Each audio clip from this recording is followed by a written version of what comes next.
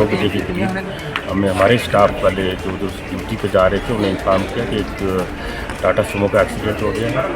हमने यहाँ से एम्बुलेंस भेजी है, उनको शिफ्ट किया है। इसमें टोटल 9 पर्सन इंजर्ड है, जिनमें 7 फीमेल इंक्लूडिंग 1 फीमेल चाइल्ड है और 2 मेल हैं, 3 स्टूडेंट हैं।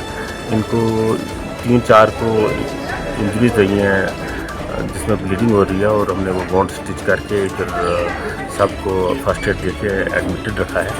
अभी सभी स्टेबल हैं और अंडर ट्रीटमेंट है, कोई चिंता की बात नहीं, सभी ठीक है।